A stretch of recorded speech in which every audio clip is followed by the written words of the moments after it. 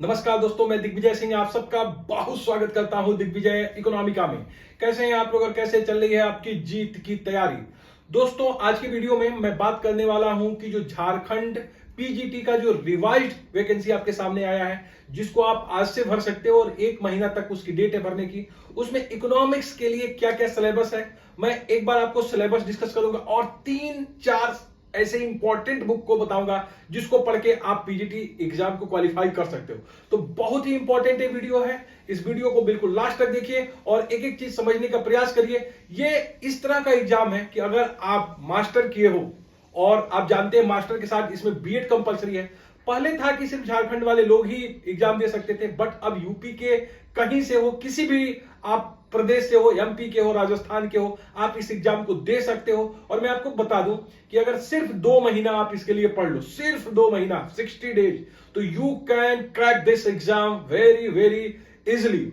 तो सिर्फ आपको 7 घंटे की पढ़ाई करनी है, इसके सिलेबस को समझना है और आप इस एग्जाम को क्रैक कर सकते हो। जो मैं बुक्स बता रहा हूं और जो मैं अपने नोट्स के बारे में बता रहा हूं, इसको आपको अच्छे से समझना है और उसको आप मेरे टेलीग्राम चैनल से प्राप्त कर सकते हैं। मेरा टेलीग्राम चैनल आप लोग जरूर आप उस पर आइए और जुड़िए, जिससे कि आपको इसके संबंधित तमाम एमसीक्यू जो डेली होता है, प्लस करंट अफेयर्स की चीजें जो डेली बताई जाती हैं और जो भी आपको ई बुक्स प्रदान किए जाते हैं वो आपको आसानी से मिल सके।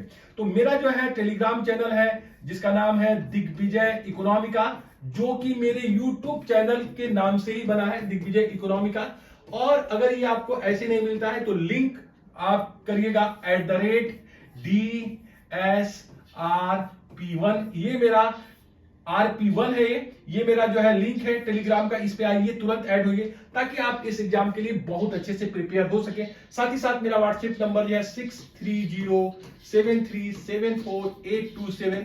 किसी तरह के सजेशन के लिए आप इसके ऊपर मैसेज करिएगा, कॉल करने से बचिएगा, ये मेरा रिक्वेस्ट है। तो दोस्तों आइए शुरू करते हैं कि जो इकोनॉमिक्स का एग्जाम होने वाला है उसमें आपके लिए क्या है और क्या क्या चीजें आपको पढ़नी है, इंपॉर्टेंट बुक्स क्या है। तो मैं आपको बताऊं कि सबसे आसान सिलेबस जितने भी पीजीटी एग्जाम होते हैं उसमें अगर सबसे आसान कोई सिलेबस है तो आपके झारखंड पीजीटी का है, जो कि झारखंड और बीपीएससी का ही सिलेबस है। लेकिन ये चूंकि एमसीक्यू पूछा जाता है तो होता बहुत ही आसान है, जिसे आप 60 दिन में तैयार कर सकते हो।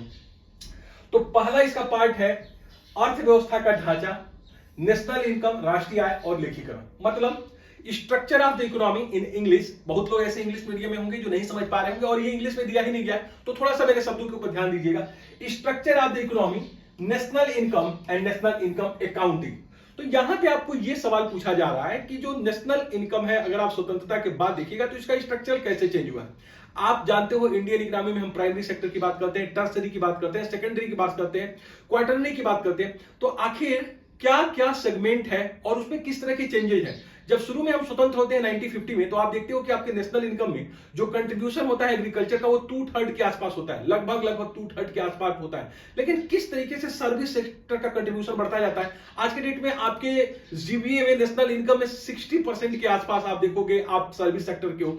तो किस तरीके का ये रूपांतरण हुआ है और किस तरीके से इंडिया जो है भारत में प्राइमरी सेक्टर से सीधे जंप किया है टर्सरी सेक्टर में, और कहीं ना कहीं हम जो है मैन्युफैक्चरिंग के हब नहीं हो पाए। हम जो चाइना का ग्रोथ स्ट्रेटजी है, जो कि एक्सपोर्ट लेड ग्रोथ है, मैन्युफैक्चरिंग हब है, हम वो नहीं बन पाए। तो इसके ऊपर आप मेरे वीडियोज को देखिए, मेरे नोट्स लीजिए, आपके लिए बहुत कारगर होंगे।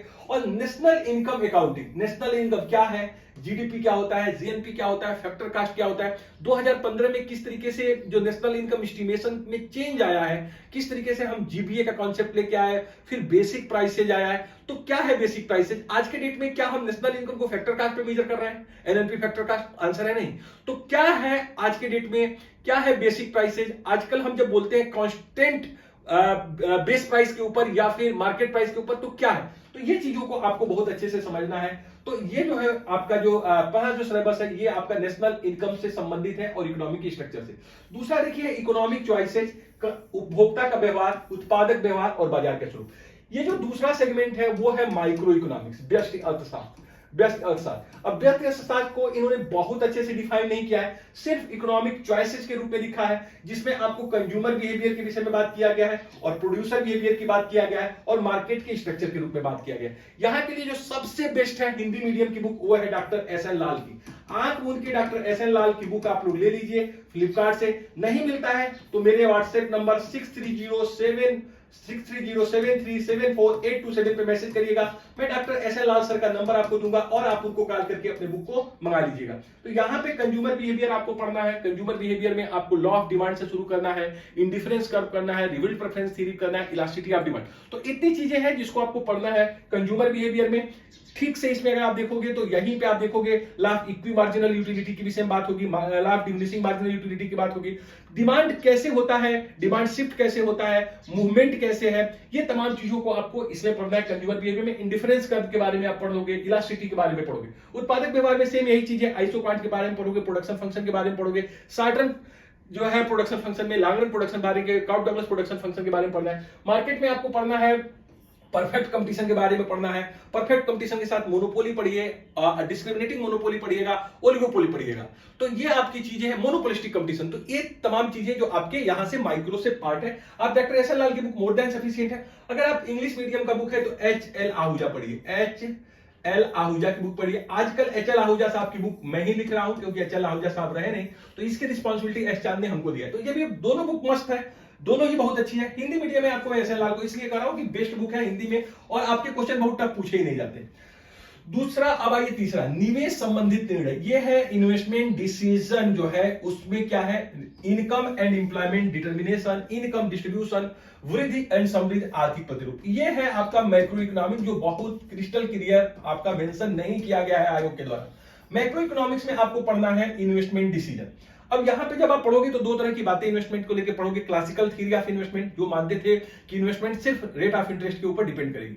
जब जॉन मेनार्ड किन्स आते हैं वैश्विक मंदी में तो उन्होंने कहा कि investment not determined by, investment सिर्फ और सिर्फ ब्याज दर के ऊपर नहीं निर्भर करता है बल्कि ये मार्जिनल एफिशिएंसी ऑफ कैपिटल के ऊपर भी निर्भर करता है। तो आपको जो इन्वेस्टमेंट डिसीजन कैसे करें, एमईसी का पूरा कॉन्सेप्ट यहां पे सीखना है आपको। एमईसी के साथ ही साथ आप यहां पे एक्सीलरेटर थ्योरी भी पढ़ोगे, क्या है इंड्यूस्ड इनकम, क्या है ऑटोनॉमस, किन्स किस तरह की बात करते हैं। आईएसएलओ मॉडल के विषय में भी आप पढ़ सकते हो। किसी तरह किन्स का इनकम एंड एम्प्लॉयमेंट डिटर्मिनेशन का आपको सिद्धांत पढ़ना है और क्लासिकल का पढ़ना है। तो क्लासिकल और किन्स का पूरी तरीके से इनकम और एम्प्लॉयमेंट डिटर्मिनेशन सिद्धांत पढ़ना है। क्लासिकल को आप जानते हो, क्लासिकल मान के चलते थे कि इकोनॉमी में फुल एम्प्लॉयमेंट होगा और मार्केट फोर्सेस सब कुछ ठीक कर देगा।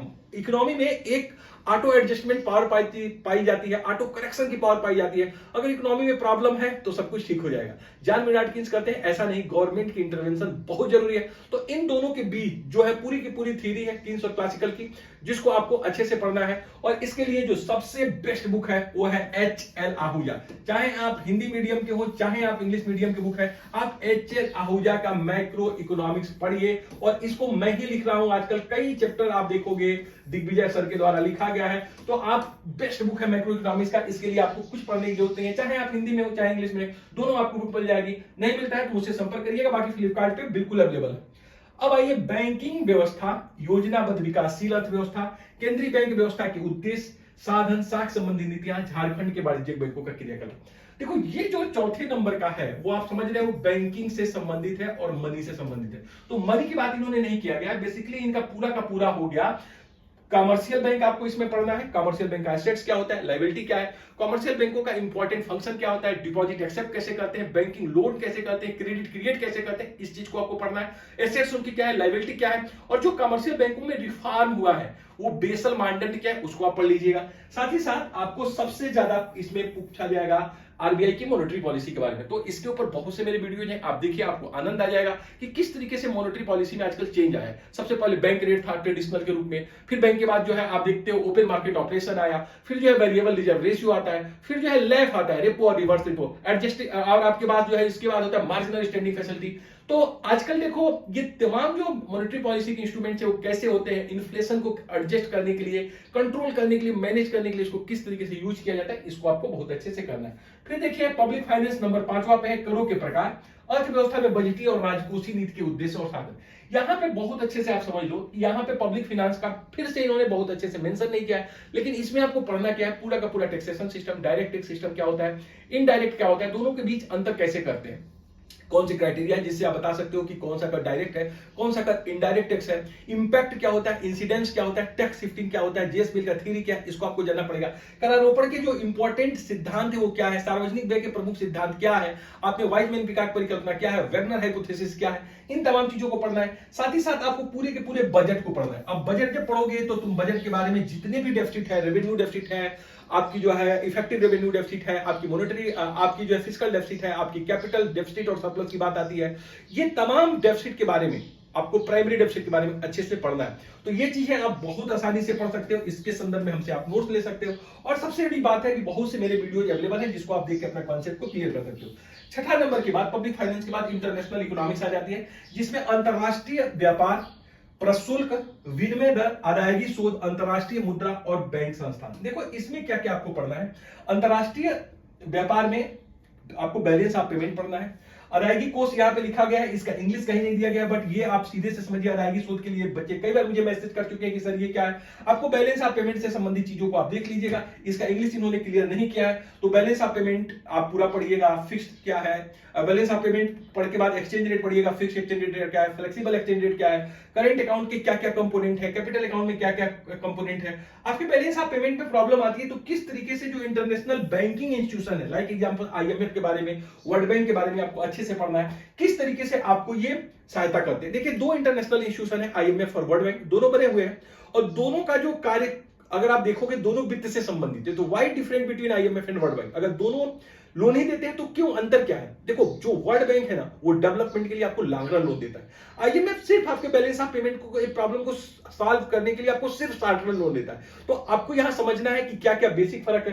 तो ये आप देखोगे पूरी तरीके से 1 से लेकर 6 तक पूरा का पूरा ये थ्योरी के ऊपर बेस है। लेकिन जब भी हम 7वें नंबर पे जाएंगे आप देखिएगा इंडियन इकोनॉमी शुरू हो जाएगा और इंडियन इकोनॉमी के ऊपर इनका फोकस बहुत ज्यादा है। तो यहां से आप देखोगे यहां से शुरू होता है 7वें से लेके और आपके नीचे तक मैं आपको बताऊं 9वें तक 10वें तक, तो ज्यादा फोकस इनका इंडियन इकोनॉमी के ऊपर है। देखिए 7वां, फिर जो है आप देखिए इनका 8वां, 9वां, 10वां, ये सब चीजें इन्होंने ज्यादा फोकस किया इंडियन इकोनॉमी। तो इंडियन इकोनॉमी में क्या है, भारतीय अर्थव्यवस्था, भारतीय अर्थनीति के निदेशक तत्व, योजनाबद्ध वृद्धि, वितरण, गरीबी उन्मूलन, भारतीय अर्थव्यवस्था में संस्थागत ढांचा, संघीय शासन व्यवस्था, कृषि औद्योगिक क्षेत्र, सार्वजनिक और निजी क्षेत्र, राष्ट्रीय आय, उसका क्षेत्रीय और क्षेत्रीय वितरण कहां है।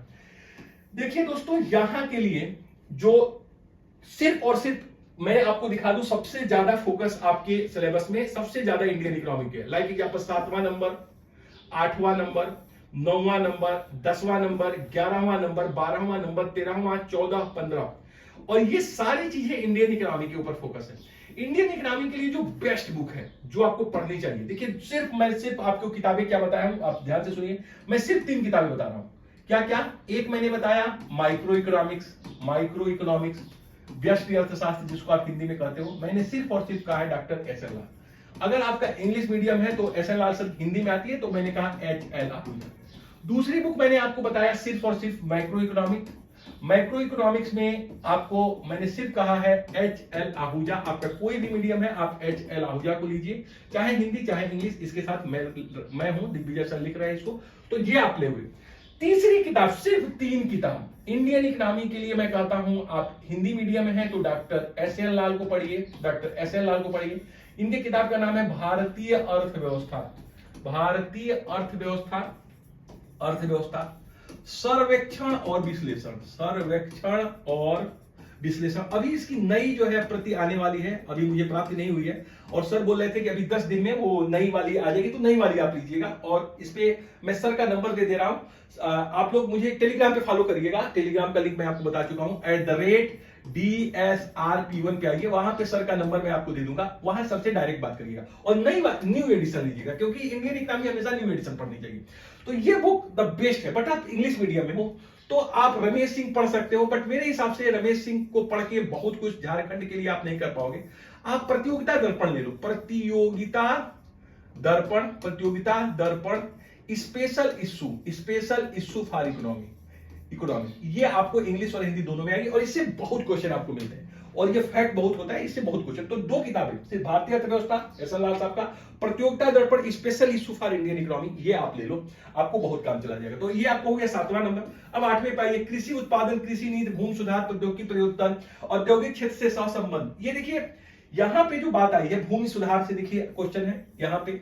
फिर कृषि नीति में है एग्रीकल्चर उत्पादन में कृषि नीति, एग्रीकल्चर पॉलिसी। अब एग्रीकल्चर पॉलिसी आप देखोगे भारत में जो एग्रीकल्चर पॉलिसी रहा है, कृषि जो नीतियां रही है वो किस तरीके से रही है भारत में, इसमें बेसिकली आपको पढ़ना पड़ेगा एग्रीकल्चर प्राइस पॉलिसी। और एग्रीकल्चर प्राइस पॉलिसी में आप पढ़िएगा मिनिमम सपोर्ट प्राइस क्या है, प्रोक्यूरमेंट प्राइस क्या है, डुअल प्राइसिंग क्या होता है, इसमें फूड कॉर्पोरेशन ऑफ इंडिया का क्या रोल है, इसमें एफसीआई का रोल के साथ साथ आप देखिएगा सीएससीपी किस तरीके से जो है आपके सीएससीपी किस तरीके से, commission for agriculture cost and price किस तरीके से एमएसपी डिटरमाइन करता है, एमएसपी किन किन फसलों के लिए होता है, तो ये तमाम चीजों को पढ़िएगा। फिर कृषि और उद्योग में कैसे संबंध है, फॉरवर्ड लिंकेज क्या होता है, बैकवर्ड लिंकेज क्या है, इसके बारे में पढ़ना है। 9वां देखिए औद्योगिक उत्पादन, औद्योगिक नीति। अब आपको इंडस्ट्रियल पॉलिसी के बारे में पढ़ना है, जो एस एन लाल सर की किताब में बहुत अच्छा दिया है। सार्वजनिक और निजी क्षेत्र का क्षेत्रीय वितरण एकाधिकार, और ये जो है आपको एमआरटीपी एक्ट के बारे में पढ़ना है। तो बहुत आसान है, आप इसके ऊपर मेरा नोट्स भी ले सकते हो, मोर देन सफिशिएंट है, आपको कोई बुक लेने की जरूरत ही नहीं पड़ेगी।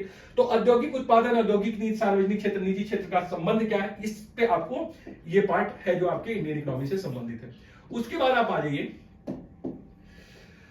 कृषि उत्पादों और औद्योगिक उत्पादों के मूल्य निर्धारण संबंधी नीति है। जब आप, यही मैं बात कर रहा था कि किस तरीके से जो है डिटरमाइन करते हैं एग्रीकल्चरल प्रोडक्ट के प्राइस को, और इंडस्ट्रियल प्रोडक्ट की प्राइसिंग कैसे की जाती है, उसमें क्या नीतियां हैं, सार्वजनिक वितरण प्रणाली क्या है, पब्लिक डिस्ट्रीब्यूशन सिस्टम क्या है, इसमें क्या कमियां हैं पब्लिक डिस्ट्रीब्यूशन सिस्टम में, नेशनल फूड सिक्योरिटी एक्ट 2014 ये क्या है, किस तरीके से इसने पीडीएस में सुधार किया, इन तमाम चीजों को पढ़ना है। फिर देखिए बजट की प्रवृत्तियां और राजकोषीय वितरण, ये देखिए इकोनॉमिक सर्वे का चैप्टर होता है जिसमें हम देखते हैं कि भारत में जो बजटरी चेंज है वो कैसे हुए।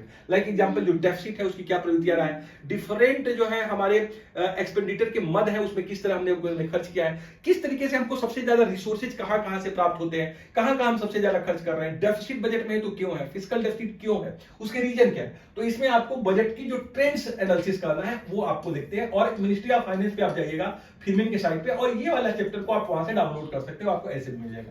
इसी तरह देखो इकोनॉमिक सर्वे का एक और भी चैप्टर है मुद्रा और साख प्रवृत्तियां, जो मनी है और क्रेडिट है उसकी क्या ट्रेंड्स रही है, उसकी नीति क्या है, बैंकिंग व्यवस्था और वित्तीय संस्थाओं के बारे में। तो यहां पे देखिए वित्तीय संस्थाओं के बारे में भी पढ़िएंगे आप। वित्तीय संस्थाओं को जब आप पढ़ने जाइएगा तो इसमें आप नाबार्ड को जरूर पढ़िएगा कि नाबार्ड क्या है, एग्जिम बैंक आपका क्या है, सिडबी क्या है, इसमें आईडीबीआई क्या है, डिफरेंट आरबीआई के बारे में आप पढ़िएगा, डिफरेंट टाइप के पीएनबी एसबीआई के बारे में पढ़िएगा, बैंकों के नेशनलाइजेशन के बारे में पढ़िएगा, ये तमाम चीजों को आपको पढ़ना है। फिर विदेशी व्यापार और अदायगी कोष की बात है, तो यहां पर देखिए जो आपका जो इंटरनेशनल जो ट्रेड है, हमारा ट्रेड का क्या पैटर्न है, किन किन देशों से ट्रेड का डायरेक्शन क्या है, ट्रेड का जो है स्ट्रक्चर क्या है, किन किन चीजों का हम एक्सपोर्ट करते हैं, किन किन चीजों का हम इंपोर्ट करते हैं, और हमारे बैलेंस ऑफ पेमेंट में अगर डेफिसिट है करेंट अकाउंट में तो क्यों है, उसके रीजन क्या है। तो इसमें आपको पढ़ना है, ये आप पढ़ सकते हो, doctor S N Lal sir की बुक में भी बहुत अच्छे से दिया हुआ है, या फिर मैंने कहा कि इस प्रतियोगिता दर्पण में भी आपको ये चीजें मिल जाएगी। फिर भारतीय योजना, उसका उद्देश्य क्या रहा है, व्यू रचना क्या है, उसकी समस्या क्या है।